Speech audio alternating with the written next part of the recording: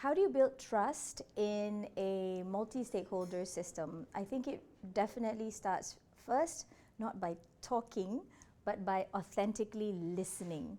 Very often we forget and we think that advocacy is just all about talking more, talking louder, being angry.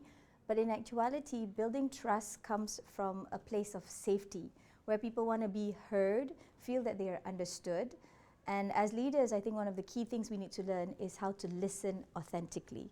If we're able to do that, then trust is not built out of fear, but trust is built out of understanding, out of mutual respect, and that then builds an ecosystem that helps us create that language that we need to be able to speak to different stakeholders in a way that helps the cause. The reality of it is some things are meant to fall apart.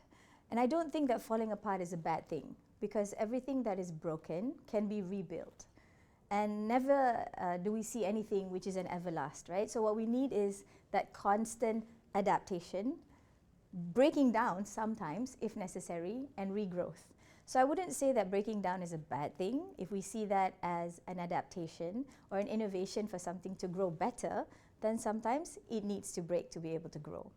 But at the same time, in building an ecosystem like ours for rare disease, it's also sometimes about bending.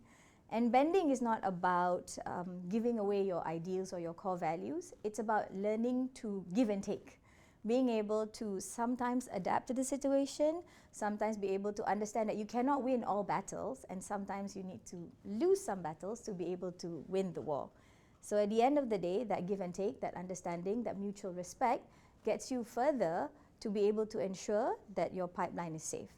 And last but not least, I think one way of ensuring that there is succession plan, there has to be a larger, a more vibrant, intergenerational succession planning that's happening.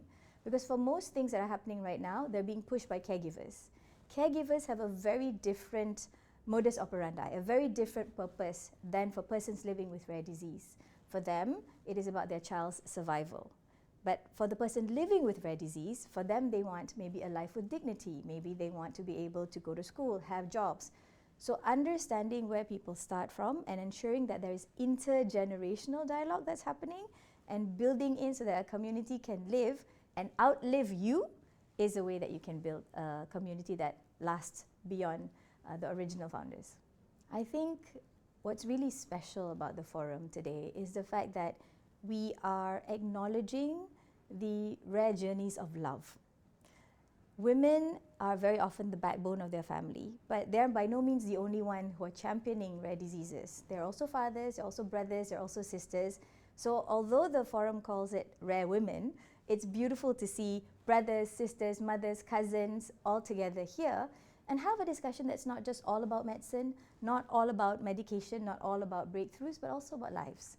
About how we can impart some of the lessons learned to each other and how together we can build a stronger international community that's built on mutual trust, that's built on shared purpose and built on common core values. So kudos to the organizers. I'm really looking forward to where things are going to go.